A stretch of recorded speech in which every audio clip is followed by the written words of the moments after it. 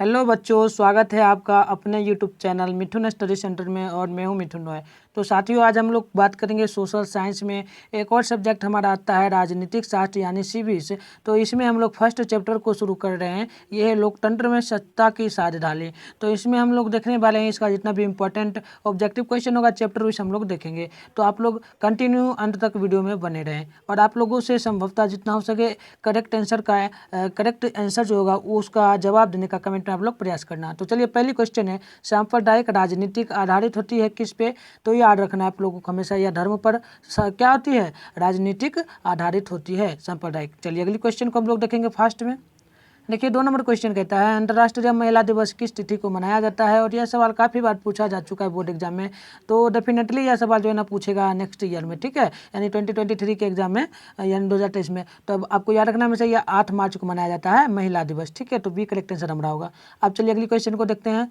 अगली क्वेश्चन है 3 नंबर, 16वीं लोकसभा में महिला सदस्यों की संख्या कितनी थी? 16वीं लोकसभा में महिला सदस्यों की संख्या कितनी थी? तो याद रखना आप लोगों को हमेशा यह होगा हमारा 65, ठीक है। डेफिनेटली हमारा सी करेक्ट आंसर होगा। तो चलिए अगली क्वेश्चन को हम लोग देखते हैं। अब चलिए अगली क्वेश्चन है 4 नंबर, सवाल करता है झारखंड राज्य का गठन कब हुआ था? झारखंड राज्य का गठन कब किया गया था? तो याद रखना आप लोग हमेशा 15 नवंबर 2000 को किया गया था, ठीक है। 15 नवंबर कब? 2000 को किया गया था, यानी डेफिनेटली हमारा सी जो है ना बिल्कुल करेक्ट आंसर हो जाएगा। और जो सी बता रहे हैं उनका बिल्कुल सही है। अब चलिए अगली क्वेश्चन को देखते हैं 5 नंबर, सवाल है धर्म को समुदाय का मुख्य आधार मानने वाले व्यक्ति को क्या कहा जाता है? जो धर्म को समुदाय का मुख्य आधार मानता है उस व्यक्ति को हम क्या कह सकते हैं? तो आप लोग याद रखना डेफिनेटली इसका आंसर सांप्रदायिक होगा, यानी बी करेक्ट आंसर होगा, ठीक है। अब चलिए अगली क्वेश्चन को देखते हैं, हम लोग फास्ट में करेंगे, आप लोग कमेंट में आंसर फास्ट में देते चलिए। सवाल है अगली, सत्ता में साझेदारी की व्यवस्था में सर्वश्रेष्ठ रूप में संभव क्या है? देखिए, सत्ता की साझेदारी किस व्यवस्था में सर्वश्रेष्ठ रूप से संभव है? किसमें होगा? तो याद रखना आप लोग हमेशा यह होगा लोकतंत्र में, ठीक है, यानी बी करेक्ट आंसर हमारा हो जाएगा लोकतंत्र में। चलिए नेक्स्ट क्वेश्चन को हम लोग देखते हैं। अगली क्वेश्चन है सत्ता की साझेदारी का इच्छुक, ठीक है, अच्छा उदाहरण प्रस्तुत करने वाला राष्ट्र कौन सा है? यानी सत्ता की साझेदारी जो है इसका जो परिभाषा है कौन सा राष्ट्र सबसे अच्छा प्रस्तुत किया है? तो डेफिनेटली आपको इसका आंसर याद रखना है बेल्जियम, ठीक है, बेल्जियम हमारा होगा, यानी सी करेक्ट आंसर होगा। अब चलिए अगली क्वेश्चन को देखते हैं। अब यह सवाल काफ़ी इंपॉर्टेंट होता है, ठीक है, ये 2 नंबर का सवाल पूछा जाता है लेकिन 1 नंबर में नहीं पूछता है। जैसे ऑब्जेक्टिव टाइप यह सवाल है तो इसमें नहीं पूछेगा, यह 2 नंबर के सवाल में पूछता है। तो आप लोग इसका आंसर अभी याद कर लो। देखिए पूछता है सत्ता की साझेदारी का क्या तात्पर्य है, या 2 नंबर का सवाल आता है। तो आप लोग इसका आंसर करेक्ट हमेशा याद रखना है, यह होगा हमारा शासन एवं प्रशासन के मूलभूत निर्णयों को अपने अनुकूल प्रभावित करने की क्षमता प्राप्त करना, यानी सत्ता की साझेदारी का अर्थ क्या होगा? तो याद रखना डेफिनेटली होगा शासन एवं प्रशासन के मूलभूत निर्णयों को अपने अनुकूल प्रभावित करने की क्षमता रखना, ठीक है। तो डी करेक्ट आंसर होगा। अब चलिए अगली क्वेश्चन को हम लोग देखेंगे। 9 नंबर सवाल है पहली किस, ठीक है, शहरी किस देश की राजभाषा घोषित किया गया? शहरी जो है ना यह भाषा है, तो किस राज्य देश को यह राजभाषा क्या किया गया, मतलब या प्रमाणित किया गया, घोषित किया गया है? तो आप लोग हमेशा याद रखना ये है ना श्रीलंका को किया गया है, ठीक है। तो बी करेक्ट आंसर होगा। अब चलिए अगली क्वेश्चन को हम लोग देख लेते हैं। देखिए ये है 10 नंबर सवाल, श्रीलंका में सामाजिक विभाजन किस स्तर पर है? श्रीलंका में सामाजिक विभाजन, समाज में विभाजन यानी विभिन्नता जो किया जाता है, भेदभाव, वह किस आधार पर किया जाता है? तो आपको डेफिनेटली इसका आंसर याद रखना है, या क्षेत्रीय के आधार पर और साथ में सामाजिक आधार पर, यानी हमारा सी करेक्ट आंसर होगा इनमें दोनों, ए एवं बी दोनों, ठीक है। तो चलिए अगली क्वेश्चन को देखते हैं हम लोग। 11 नंबर सवाल कहता है संप्रदाय का संबंध किससे है? संप्रदाय का संबंध है इनमें से किससे? तो डेफिनेटली इसका आंसर आप लोगों को याद रखना है ईसाई से, ठीक है। तो बी करेक्ट आंसर होगा। अब चलिए अगली क्वेश्चन को हम लोग देखते हैं फास्ट में। 12 नंबर सवाल है मानव जाति में आधी आबादी किसका है? मानव जाति में आधी आबादी किसका है? तो आप लोगों को पुरुष, महिला, युवा या इनमें से कोई नहीं किसका हो सकता है? तो डेफिनेटली याद रखना महिलाओं की सबसे ज़्यादा संख्या है, ठीक है, किसमें? मानव जाति में। तो आप चलिए अगली क्वेश्चन को देखते हैं। अगली क्वेश्चन है भारत के पुरुषों की साक्षरता की दर 2015 के अनुसार कितनी थी? यानी पुरुषों की संख्या भारत में 2015 के अनुसार कितनी थी, ये हमें बताना है। तो आप लोग डेफिनेटली इसका आंसर याद रखना 80.94 यानी 80.94, ठीक है। तो डी करेक्ट आंसर होगा। अब चलिए अगली क्वेश्चन को हम लोग देखते हैं। 14 नंबर सवाल है पीटर नावन धावक कहाँ था? पीटर नावन धावक कहाँ था? तो याद रखना आप लोग, या क्या था, एक व्यक्ति का नाम था, या दौड़ने में काफ़ी तेज था, ठीक है। पीटर नावन धावक था, या धावक, ठीक है। धावक से समझ क्या आता है कि दौड़ने वाला होगा। तो ये कहाँ का रहने वाला था? तो ऑस्ट्रेलिया का रहने वाला था। तो डी करेक्ट आंसर आप लोगों को याद रखना है। तो चलिए अगली क्वेश्चन को हम लोग देखते हैं। 15 नंबर सवाल है, निम्नलिखित में कौन राजनेता जातिगत भेदभाव के से मुक्त समाज निर्माण के पक्षधर थे? देखिए क्वेश्चन आप लोग सुनना, निम्नलिखित में कौन राजनेता जातिगत भेदभाव मुक्त समाज निर्माण के पक्षधर थे? यानी कौन सा ऐसा व्यक्ति था, राजनेता था, जो समाज में जो है ना समाज को मुक्त रखना चाहता था भेदभाव से? तो याद रखना आप लोग हमेशा, या थे कौन? या थे डॉक्टर भीमराव अम्बेडकर जी, साथ में पेरियार स्वामी, साथ में डॉक्टर राम मनमोहन लोहिया, यानी कि इनमें से सभी हमारा हो जाएगा, ठीक है। तो डी आप लोग याद रखना। अब चलिए अगली क्वेश्चन है 16 नंबर सवाल है, रंगभेद की नीति के विरुद्ध आवाज उठाने वाला व्यक्ति कौन था? रंगभेद की विधि किसके साथ हुआ था? तो सर्वप्रथम हुआ था महात्मा गांधी के साथ। वो उनके साथ कब हुआ था? तो वो ट्रेन में जब जा रहे थे तो वो काले थे, जिसके कारण महात्मा गांधी को कहा गया था कि आप काले हो, या ट्रेन काले की चलने के लिए नहीं है। और या वह कहाँ हुआ था? तो जापान में उनका बेइज्जती किया गया था। तो वही रंगभेद की नीति का विरोध किसने, जो नीति चल रहा था उसका विरोध कौन सा व्यक्ति ने किया था, ठीक है। तो आप लोग हमेशा याद रखना ये कौन किए थे, ठीक है, 16 का। तो याद रखना आप लोग, मार्टिन लूथर किंग ने किया था, मार्टिन लूथर किंग ने, ठीक है। तो चलिए अगली क्वेश्चन की ओर बढ़ते हैं हम लोग। अगली क्वेश्चन है 17 नंबर सवाल कहता है, प्राचीन काल में निम्न में किन को शिक्षा पाने का भी अधिकार नहीं था? देखिए प्राचीन काल में कौन सा ऐसा व्यक्ति था, कौन सा ऐसा जाति था जिनको शिक्षा पाने का अधिकार नहीं दिया गया था, ठीक है। तो आप लोग याद रखना, शूद्रों को नहीं दिया गया था। शूद्र देखो एक प्रकार से यह जाति किस प्रकार का होता है बता दे। तो आप लोग देहाती भाषा में सुनते होंगे कि एक होता है, ठीक है, देहाती भाषा में आप लोग शायद सुने होंगे, ये होता है क्या कहते हो, जो सूप डोरा पहनता है, ठीक है। आप लोगों ने देखा होगा जिसे डोम कहते हैं, उसी को शूद्रों कहा जाता था। तो डी नंबर आप लोगों को हमेशा याद रखना है, ठीक है। तो चलिए अब हम लोग बढ़ते हैं अगली क्वेश्चन की ओर। अगली क्वेश्चन है हमारी कितनी नंबर? तो डेफिनेटली हमारी अगली क्वेश्चन है ये 18 नंबर, ठीक है। तो चलिए 18 नंबर सवाल देखिए, आप लोग पढ़ना फास्ट में और कमेंट करना। देखिए सवाल है, निम्नलिखित में कौन सामाजिक विभाजन का तरीका नहीं है? देखिए निम्नलिखित में कौन सामाजिक विभाजन का तरीका नहीं है? तो डेफिनेटली इसका आंसर आप लोगों को हमेशा याद रखना है, माइंड में बैठा के। क्या होगा? तो यह होगा सरकारी नौकरी, ठीक है, सरकारी नौकरी हमारा हो जाएगा।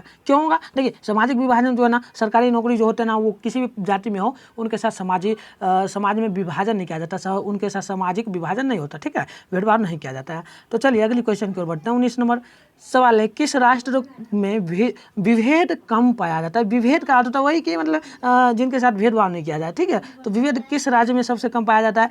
तो याद रखना आप लोग हमेशा, यह रूस में कम पाया जाता है। रूस में किसी भी प्रकार का जाति विभाजन नहीं चलता है, ठीक है। तो चलिए अगली क्वेश्चन की ओर बढ़ते हैं हम लोग। 20 नंबर सवाल है निम्नलिखित में किसमें सामाजिक विभाजन का आधार देखने को नहीं मिलता है? देखिए ऐसा कौन सा भाषा है जिसमें सामाजिक विभाजन नहीं देखने को मिलता है, ठीक है। तो याद रखना आप लोग हमेशा इसका नस्लवाद, ठीक है। नस्लवाद जो है ना, यह एक प्रकार का क्या होता है? तो आतंकवादी होता है। इनमें सामाजिक विभाजन नहीं हुआ। देखो ये मतलब आप लोग जान लो, जैसे पाकिस्तान में चलता है क्या, तो वहाँ पे आतंकवादी चलता है, तो नस्लवाद उसी का नाम दूसरा दिया गया है। तो नस्लवाद, अब मान लो तुम आतंकवादी हो और भी कोई आतंकवादी अलग अलग जाति से मिलकर बनेगा, तो क्या वो सब भेदभाव करेगा? अरे नहीं करेगा, क्योंकि वो सब अपने देश के लिए मतलब मरने पर रहता है उतावुल। जैसे देश का सेना ही ले लो, क्या उसमें भेदभाव होता है? नहीं। बस उसी प्रकार से आप लोग याद रखना नस्लवाद, ठीक है। तो चलिए अगली क्वेश्चन आप लोग 21 नंबर देखना, संविधान का कौन सा अनुच्छेद धर्म, वंश, जाति या स्थान के आधार पर किसी प्रकार के भेदभाव निषेध नहीं करता है? ठीक है, देखिए ऐसा कौन सा अनुच्छेद है जिसमें हमें धर्म, वंश, जाति या स्थान के आधार पर किसी भी प्रकार का भेदभाव नहीं किया जाता है? तो उसे वो किस अनुच्छेद में दिया गया है? तो याद रखना आप लोग हमेशा, यह अनुच्छेद 15 में दिया गया है, ठीक है, अनुच्छेद 15 में। तो बी हमारा आंसर होगा। अब चलिए अगली क्वेश्चन को हम लोग देखते हैं। 22 सवाल है, इंग्लैंड में महिलाओं का वयस्क मताधिकार किस वर्ष प्राप्त हुआ? मतलब महिलाओं को इंग्लैंड में मताधिकार का मतलब होता है वोटिंग देना, वोटिंग देने का अधिकार कब मिला था? तो आप लोग डेफिनेटली इसका आंसर याद रखना है 1918 में, ठीक है, 1918 में वहाँ पर मिला था महिलाओं को अधिकार, ठीक है। तो एक करेक्ट आंसर होगा। अब चलिए अगली क्वेश्चन को हम लोग देखते हैं। 23 नंबर मैस्को, ठीक है, मैस्को ओलंपिक की घटना एक उदाहरण है। मैस्को यह एक व्यक्ति का नाम था और इसकी घटना का उदाहरण क्या है? किस प्रकार का उदाहरण इनके साथ घटना हुआ था, ठीक है। ओलंपिक मतलब ये खिलाड़ी थे अंतर्राष्ट्रीय, ठीक है। तो इनके साथ किस प्रकार का घटना हुआ था, तो डेफिनेटली याद रखना रंगभेद का इनके साथ भी घटना हुआ था, ठीक है, रंगभेद का। अब चलिए अगली क्वेश्चन देखते हैं। सवाल है भारत में महिलाओं की साक्षरता दर कितनी है। साक्षरता दर का मतलब होता है कि महिलाओं की भारत में कितनी परसेंटेज है, कितनी संख्या है। वैसे तो हमने देखा पुरुष से ज़्यादा कौन है, महिलाएं, पुरुष से ज़्यादा महिलाएं की संख्या है भारत में, ठीक है। और इसमें हमें बताना है भारत में महिलाओं की साक्षरता दर यानी महिलाओं की संख्या कितनी प्रतिशत है। तो डेफिनेटली इसका आंसर आप लोग याद रखना कितना परसेंटेज होगा, तो 64%। 64%, जबकि मानो 100% मानव जाति है, उसमें से हमारा 64% तो हो गया महिलाओं की संख्या। तो इधर कितना बच गया, तो इधर हमारा बच गया, वैसे बचता तो 36% ही समझो तो पुरुषों की संख्या है भारत में, ठीक है, और 64% महिलाओं की संख्या सबसे ज़्यादा है। तो डेफिनेटली आप लोगों को याद रखना सब, ठीक है। ये सब सवाल पूछता है और पूछेगा नहीं तो कंपटीशन लेवल में आप लोग आके जाओगे तो आपको यह सभी काम देगा, ठीक है। अब सवाल है भारत के 16वीं लोकसभा में महिलाओं प्रतिनिधियों की प्रतिशत कितनी थी। 16वीं लोकसभा का जब चुनाव हुआ था तो उस समय महिलाओं की संख्या कितनी थी, ठीक है। तो आप लोग इसका आंसर याद रखना करीब कितना था, ठीक है। तो आप लोग याद रखना हमेशा 11.93% यानी 11.93%, ठीक है। तो डी करेक्ट आंसर आप लोगों का याद हो जाएगा हमारा, ठीक है। अब चलिए अगली क्वेश्चन को देखते हैं। इनमें किसकी शुरुआत जर्मनी से हुई थी। इनमें से नस्लवाद, आमोवाद, नाजीवाद, फासीवाद, तो किसकी शुरुआत जर्मनी में की गई थी। तो इसका आंसर आप लोग याद रखना नाजीवाद का शुरुआत जो है ना कहाँ हुआ था, तो जर्मनी में हुआ था, ठीक है। आप चलिए अगली क्वेश्चन को देखते हैं। अगली क्वेश्चन है निम्नलिखित में किसने कहा धर्म को कभी भी राजनीतिक से अलग नहीं होना चाहिए। यानी धर्म जो है ना राजनीतिक से अलग नहीं होता है, यह किनका कहना था, ठीक है, किनका कहना था। तो डेफिनेटली देखिए ये हमारा ज्योतिराव फूले का नहीं कहना था, लोकनायक जयप्रकाश जी का भी कहना नहीं था। तो चलिए आगे बढ़ते हैं, देखते हैं ऑप्शन। तो देखिए यहाँ पर शायद दयानंद सरस्वती जी जो है इनका भी शायद कहना नहीं था, ठीक है, इनका भी शायद कहना नहीं था। लेकिन महात्मा गांधी जी का कहना था कि राजनीतिक में जो हैं उनके साथ कभी भी सांप्रदायिक यानी क्या क्या क्वेश्चन एक बार देख लेते हैं। तो राजनीतिक धर्म जो है ना अलग नहीं होना चाहिए राजनीतिक नेताओं के साथ, ठीक है, धर्म अलग नहीं होना चाहिए यानी मिल के रहना चाहिए, ये कहने का अर्थ था। तो चलिए अगली क्वेश्चन है महिला आरक्षण विधेयक निम्नलिखित में किससे संबंधित है। देखिए महिला आरक्षण विधायक इसका अर्थ होता है, ठीक है। तो निम्नलिखित में किससे संबंधित थी, तो आपको डेफिनेटली याद रखना है महिला प्रतिनिधियों की संख्या बढ़ाने से। देखिए ये जो है ना विधायक में महिलाओं की संख्या बहुत कम है, तो इसका आंसर इसीलिए दिया गया है महिलाओं प्रतिनिधियों की संख्या बढ़ाने, यानी संख्याओं बढ़नी चाहिए, महिलाओं को भी क्या होना चाहिए विधायक में भाग लेना चाहिए और चुनाव में खड़ा होना चाहिए, ठीक है। आप चलिए 29 सवाल देखते हैं। निम्नलिखित में कौन सा देश धर्मनिरपेक्ष नहीं है। कौन सा देश है जिसमें धर्मनिरपेक्ष नहीं चलता है। तो डेफिनेटली याद रखना आप लोग पाकिस्तान में धर्मनिरपेक्ष नहीं चलता है, ठीक है। तो एक करेक्ट आंसर हो जाएगा हमारा। आप चलिए अगली क्वेश्चन है। अगली सवाल है सांप्रदायिक संबंधित क्या है संप्रदायवाद, ठीक है। संप्रदायवाद जो है ना संबंधित किससे है, तो डेफिनेटली याद रखना है यह हमारा देखिए एक प्रकार से देखें तो यह धार्मिक सद्भावना भी हो जाता है, साथ में धार्मिक कदलता, ठीक है, कदलता भी हो जाता है। क्योंकि देखिए आप लोग देखे हैं कि सांप्रदायिक जो संबंधित होते हैं जहाँ पर भेदभाव किया जाता है वहाँ पर क्या होता है धार्मिक सद्भावना भी होता है, देखने को मिलता है, साथ में कटता या इसका अर्थ होता है कि लड़ाई झगड़ा, ठीक है। तो यह दोनों देखा जाता है। तो देखिए यहाँ पर हमें दोनों दिया है ना, तो हमें किसी एक को चूज करना है जो थोड़ा टफ लगे देखने में, ठीक है। एग्जाम में वैसे नहीं दोनों देगा, ऑप्शन एक ही देगा, लेकिन अगर मान लो पूछ भी दिया तो टफ कौन लगता है धार्मिक कटलता यानी कि काटने मारने पीटने की, तो ये थोड़ा हार्ड लगता है। तो आप लोग बी याद रखना, ठीक है, बी याद रखना हमेशा, ठीक है। तो चलिए अगली क्वेश्चन की ओर बढ़ते हैं हम लोग। अगली क्वेश्चन है इंडिका पुस्तक के लेखक कौन है। इंडिका पुस्तक के लेखक कौन है, आप लोग इस क्वेश्चन को हमें देख लेना ध्यान से, यह सवाल पूछा जाता है बार बार, ठीक है। तो इंडिका पुस्तक के लेखक कौन है, तो डेफिनेटली याद रखना मेगास्थनीज जी हैं, ठीक है, एक करेक्ट आंसर हो जाएगा हमारा। आप चलिए अगली क्वेश्चन देखते हैं 23। निम्नलिखित में किस देश को धार्मिक और जातीय के आधार पर विखंडन का सामना, ठीक है ना, सामना करना पड़ा, ठीक है। ऐसा कौन सा देश है जिस देश को धार्मिक धार्मिक आधार पर भी जाति के आधार पर भी विखंडन करने का सामना करना पड़ा था, कौन सा देश था, तो डेफिनेटली याद रखना यूगोस्लाविया यानी सी करेक्ट आंसर होगा, ठीक है। आप चलिए अगली क्वेश्चन की ओर बढ़ते हैं हम लोग। अगली क्वेश्चन है जन्म पर आधारित विभेद किस देश में, यानी जन्म जैसे ही हुआ किसी व्यक्ति का तो उनके साथ जो है ना विभेद किया जाता है समाज में, किस पर कौन सा देश है? तो चलिए ऑप्शन हम लोग देते हैं, आप लोग आंसर बताइए। तो भारत, चीन, अमेरिका या ऑस्ट्रेलिया, क्या होगा? ठीक है, तो क्या होगा? बहुत अच्छे, जो ये बताए ना, यह है भारत, क्योंकि भारत में अनेकों जाति है, हिंदू, मुस्लिम, सिख, ईसाई, ये सब है ना। जैसे ही मतलब यहाँ पे क्या होता है, शिशु जन्म लेता है, उसके अनुसार ही उसका जो है धार्मिक की जो है धर्म जो है वह क्या होता है, निर्धारित कर दिया जाता है। ठीक है, तो आप लोग याद रखना। अब चलिए अगली क्वेश्चन है, भाषाई आधार पर बनने वाला प्रथम राज्य कौन सा है? देखिए, भाषा के आधार पर बनने वाला प्रथम राज्य कौन सा है? भाषा, एक ही भाषा पर कौन सा राज्य बना है?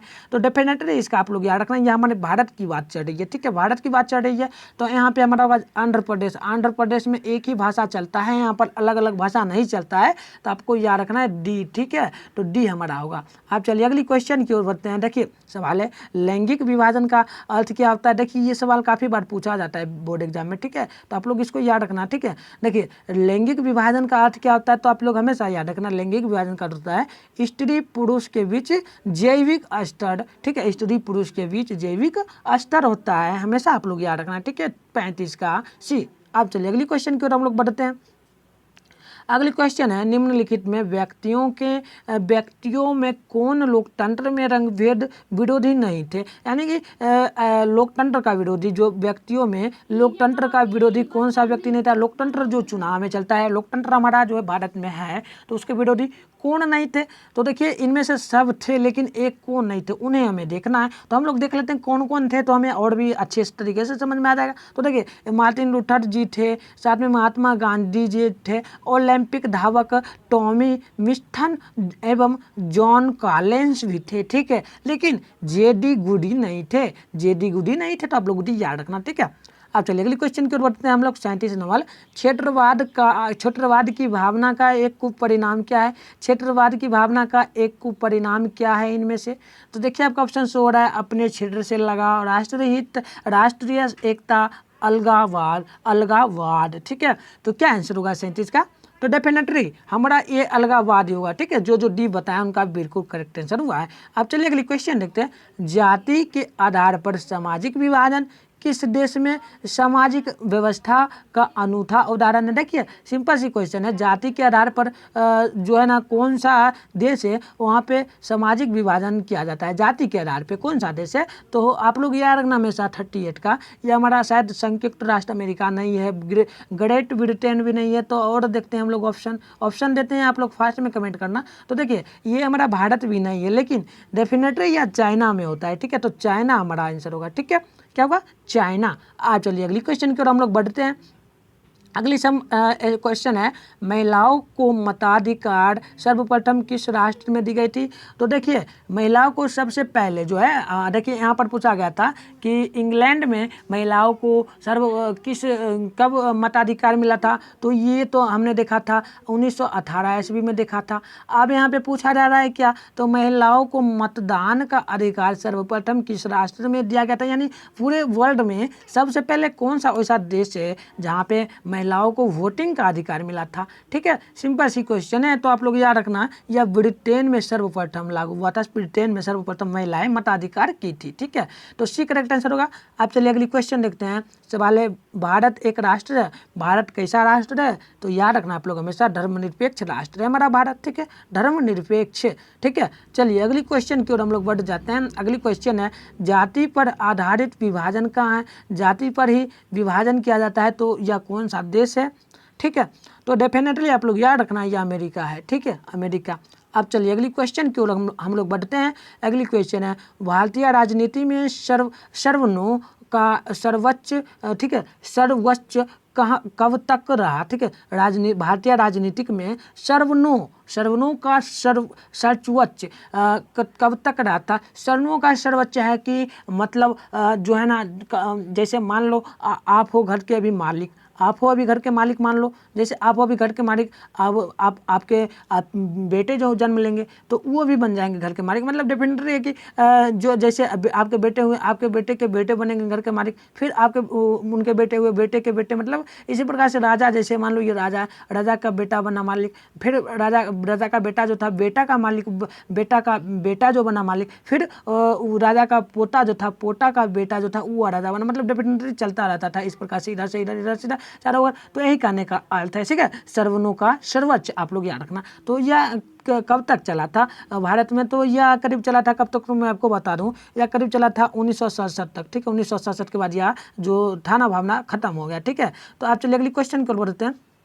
सवाल है, श्रीलंका में भेदभाव का आधार है, श्रीलंका में भेदभाव का अधिकार आधार किस चीज़ पर है, किस चीज़ पर संबंधित है?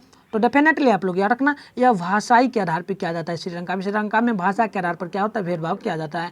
तो चलिए अब हम लोग देखते हैं 44 सवाल कहता है, प्रोटेस्टेंट संप्रदाय किस धर्म से संबंधित है? प्रोटेस्टेंट संप्रदाय किस धर्म से संबंधित है? तो चलिए हम लोग ऑप्शन देते हैं, आप लोग कमेंट करना फास्ट में, जल्दी कमेंट कीजिए। तो आप लोग क्या होगा आंसर?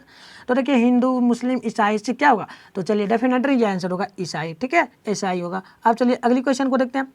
अगली क्वेश्चन है हमारा क्या है, ब्रुसेल्स में 80% लोग किस भाषा को बोलते हैं? ब्रुसेल्स या एक कंट्री का नाम है, देश का नाम है। यहाँ पर 80% लोग किस भाषा को बोलते हैं? 80% का मतलब हो गया कि 20% अलग अलग भाषा बोला जाता होगा और 80% एक ही भाषा बोला जाता है। तो ये हमें क्या बताना है, तो कौन सा भाषा बोला जाता है ब्रुसेल्स में? तो आप लोग याद रखना हमेशा, या लगभग या जो है ना फ्रेंच भाषा बोला जाता है, फ्रेंच, ठीक है, फ्रेंच आप लोग याद रखना। अब चलिए अगली क्वेश्चन को देखते हैं। 46 नंबर सवाल है, कृषि कार्य में महिलाओं की कुल भागीदारी कितनी है? मतलब पूरे भारत में कृषि कार्य में महिलाओं की भागीदारी कितनी है? तो डेफिनेटली इसका आंसर हो जाएगा हमारा 40%, 40%। आप चलिए अगली क्वेश्चन की ओर बढ़ते हैं, ठीक है। अगली क्वेश्चन आप लोग देखना, सवाल कहता है, मराठी मानुष का विवाद निम्नलिखित में से किस राज्य से संबंधित है? देखिए मराठी भाषा है, मराठी मानुष नाम दिया गया है, तो इसका विवाद जो है निम्नलिखित में से किस राज्य से संबंधित है? किस राज्य में मराठी मानुष का विवाद हुआ था, ठीक है, विवाद किया गया था, बहुत पहले किया गया था। तो डेफिनेटली इसका आंसर आप लोग याद रखना, महाराष्ट्र में किया गया था। कहाँ? महाराष्ट्र में। तो चलिए हम लोग लास्ट क्वेश्चन की ओर बढ़ गए हैं, ये हमारा लास्ट क्वेश्चन है। उससे पहले हम लोग आपसे एक ही गुजारिश करेंगे कि आप लोग अभी तक चैनल को सब्सक्राइब नहीं किए तो चैनल को सब्सक्राइब कर लें और बेल आइकन को आप लोग जरूर प्रेस करना, जिसके ऑल पे कर देना, ठीक है, घंटी के निशान को, जिसके कारण होगा क्या कि जितना भी क्लास का नोटिफिकेशन आपको मिलेगा, जैसे ही वीडियो आने वाला होगा, क्लास चालू होगा, आपको यूट्यूब पर नोटिफिकेशन आपके मोबाइल में तुरंत चल जाएगा, जिससे आप लोग ज्वाइन हो जाओगे। वैसे तो 7 बजे डेली क्लास होता है शाम को, तो डेफिनेटली आप लोग सब्सक्राइब कर लेना और कुछ नहीं करना, इस वीडियो को क्या करना, लाइक करके जाना। और मैं आपको हर वीडियो में एक बात बोलता हूँ कि आप लोग कुछ करो या ना करो, सब्सक्राइब करो ना करो, लाइक भी करो ना करो, उससे कोई मुझे फर्क नहीं पड़ता। बस आप लोग क्या करो, एक शेयर जो है ना इस वीडियो कर दिया करो अपने फ्रेंड के पास, ताकि उनको भी कुछ राहत मिले, क्योंकि बहुत सारे बच्चे हैं कि तैयारी नहीं कर पाते हैं शुरू से, तो उनके लिए थोड़ा मतलब राहत की बात मिलेगी। तो आप लोग शेयर जरूर कर देना अपने फ्रेंड में, एक ही फ्रेंड में करना, 2 ही फ्रेंड में करना, जितना मन हो कर देना। तो चलिए आप लोग पर डिपेंड करता है, आप लोग करोगे या नहीं करोगे, मेरा तो काम है पढ़ना, मैं तो पढ़ा रहा हूँ, ठीक है। आप चलिए अगले क्वेश्चन को हम लोग देख लेते हैं, लास्ट क्वेश्चन है। तो देखिए क्वेश्चन है, विविधता और विभेद किसी राष्ट्र के लिए क्या है? विविधता एवं विभेद जो है ना किसी राष्ट्र के लिए है, तो किस प्रकार का होता है? तो डेफिनेटली इसका आंसर हम लोग जानेंगे, नकारात्मक एवं सकारात्मक दोनों के लिए। देखिए विविधता, विविधता का होता है विभिन्न, विभेद का होता है जो क्या होता है, तो सामाजिक में विभेद करना, यानी अलग अलग प्रकार का सामाजिक मुद्दा उठाना। तो वही नकारात्मक एवं सकारात्मक दोनों प्रकार के लोग रहते हैं इस प्रकार के राष्ट्र में। तो ठीक है, तो डेफिनेटली हमारा सी करेक्ट आंसर हो जाएगा। तो चलिए हम लोग क्लास को यहीं पे समाप्त करते हैं। आप लोग बताना जरूर कि आप लोगों को यह वीडियो कैसा लगा, और आपको इसी प्रकार का एग्जाम तक तैयारी कराया जाएगा, तो आप लोग जरूर हमारे साथ जुड़ें, ठीक है। आप लोगों को यदि हमारे ग्रुप में ज्वाइन करना है, व्हाट्सएप ग्रुप में, तो आप लोगों को नीचे मिलेगा डिस्क्रिप्शन बॉक्स में नंबर, वहाँ पे आप लोग जाके ज्वाइन कर लेना। बट ना हो तो हम लोग यहाँ नंबर दे देते हैं 600, ठीक है, 9696 हमारा है, ठीक है, 6 है, उसके बाद 98 ये लिखने में थोड़ा गड़बड़ा जाता है, हम लोग लिख देते हैं थोड़ा सा 98095। तो डेफिनेटली बोल देता हूँ नंबर 6009698095, इस पर आप लोग कॉन्टैक्ट करना, आप लोगों को ग्रुप में भी ज्वाइन कर दिया जाएगा। तो चलिए बाय बाय, मिलते हैं अगली किसी और वीडियो के साथ।